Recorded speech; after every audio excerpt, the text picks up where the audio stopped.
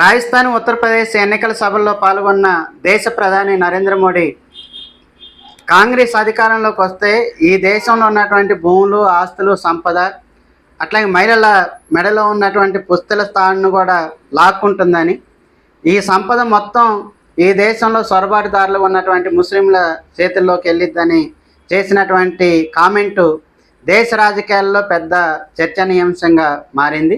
ఈ రకమైన వివాదానికి నరేంద్ర మోడీ ఎందుకు తెరలేపాడనేది ఆలోచన చేయాల్సినటువంటి అవసరం ఉంది. ఏప్రిల్ 19వ తారీఖు జరిగినటువంటి ఎన్నికల్లో బీజేపీకి గుండెకాయగా ఉన్నటువంటి ఉత్తరాది రాష్ట్రాల్లో పెద్ద ఎత్తున ఎదురుదెబ్బ తగిలింది. అత్యధికంగా ఓటర్లలో ఉన్నటువంటి రాజపుత్రులు, జాట్లు, గుజ్జర్లు బీజేపీకి దూరంగా జరిగారనేది అర్థమవుతుంది. నాగాలాండ్ రాష్ట్రంలో 16 జిల్లాల్లో ఎన్నికలు జరిగితే 6 జిల్లాల్లో ఒక్క ఓటరు కూడా పోలింగ్ బూత్కి వచ్చి ఓటేసినటువంటి పద్ధతి కనపడలేదు. నరేంద్ర మోడీ గ్యారంటీ, నరేంద్ర మోడీని చూసి ఓటేయండి, బీజేపీకి ఈసారి 400 సీట్లు పక్కాగా వస్తాయని చెప్పినటువంటి బీజేపీ నాయకుల యొక్క మాట తీరు మారిపోయింది. ఈ దేశంలో ఉన్నటువంటి హిందువుల మధ్య, ముస్లింల మధ్య విభజన తీసుకొచ్చి మతం ఆధారంగా ఓట్లని సంపాదించాలనేటటువంటి ఆలోచన నరేంద్ర మోడీ మాట్లాడేటటువంటి పద్ధతిని బట్టి అర్థమవుతుంది. వాస్తవంగా నరేంద్ర మోడీ 10 ఏళ్ల కాలంలో ఈ దేశ సంపదని ఎవరికి కట్టబెట్టారనేది మనం ఆలోచన చేయాల్సినటువంటి అవసరం ఉంది. గత లోక్సభ సమావేశాల్లో ఆర్థిక సహాయ మంత్రిగా ఉన్నటువంటి భగత్ కరత్ చేసినటువంటి ప్రకటన ఆధారంగా చూస్తే గత 5 ఏళ్ల మోడీ పాలనలో 10.6 లక్షల కోట్ల రూపాయలని ఈ దేశంలో ఉన్నటువంటి బడా కార్పొరేట్ సంస్థలు పార్ బకాయిల పేరు మీద రుణమాఫీ చేసినట్లుగా ప్రకటన చేశారు. వాస్తవంగా 2012-13 లెక్కల ప్రకారం చూస్తే ఈ దేశంలో ఉన్నటువంటి బడా కార్పొరేట్ సంస్థలకి 15,31,453 కోట్ల రూపాయలని బ్యాంకుల ద్వారా తీసుకున్నటువంటి రుణాలు తిరిగి చెల్లించకపోవడం వల్ల మాఫీ చేసినట్లుగా ప్రభుత్వమే వివిధ సందర్భాల్లో ప్రకటన చేసినటువంటి పద్ధతి ఉంది.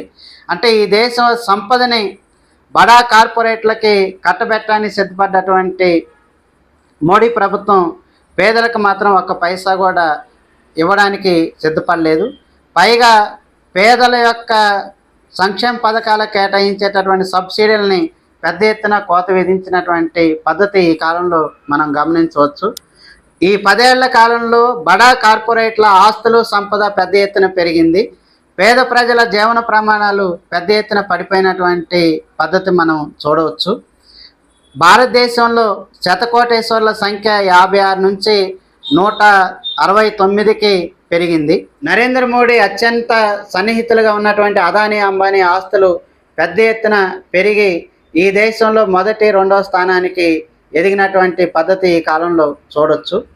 అదానీ సంపద 2013లో 25,792 కోట్లు ఉన్నటువంటిది 2022 నాటికి 7,48,800 కోట్ల రూపాయలకి పెరిగింది. అంటే దాదాపుగా 30 రెట్ల ఆదాయం అదానికి పెరిగింది. అంబానీ సంపద 1,54,742 కోట్లు ఉన్నది 2022 నాటికి 7,54,620 కోట్లకి పెరిగింది. అంటే దాదాపుగా 5 రెట్లు ఆదాయం ఈ కాలంలో పోగుబడినటువంటి పద్ధతి ఉంది. ఈ కాలంలో విదేశాల నుంచి నల్లధనాన్ని తీసుకొచ్చి ప్రతి పేదవాళ్ళ అకౌంట్లో 15 లక్షలు వేస్తామని చెప్పినటువంటి వాగ్దానం పట్టించుకున్నటువంటి పద్ధతి మనం చూడవచ్చు. రైతులకు ఇచ్చేటటువంటి ఎరువుల సబ్సిడీని ఈ కాలంలో పెద్ద ఎత్తున నరేంద్ర మోడీ కుదించారు. 2014-15లో 11.35% ఉన్నటువంటి సబ్సిడీ 2022-23 నాటికి 6.36%కి తగ్గించారు. అట్లాగే పేదలకు ఇచ్చేటటువంటి ఆహార సబ్సిడీలో కూడా పెద్ద ఎత్తున నరేంద్ర మోడీ ప్రభుత్వం కోత విధించింది.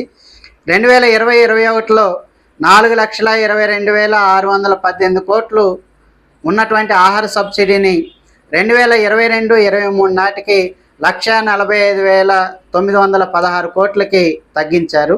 అంటే దాదాపుగా 3వ వంతు ఆహార సబ్సిడీని తగ్గించినటువంటి పద్ధతి ఉంది. దీన్ని బట్టి నరేంద్ర మోడీ ప్రభుత్వం హిందువుల పేరు చెప్పి పేదల పొట్టగొట్టి పెద్దల కడుపు నింపిండి అనేది మనకు స్పష్టంగా అర్థమవుతుంది.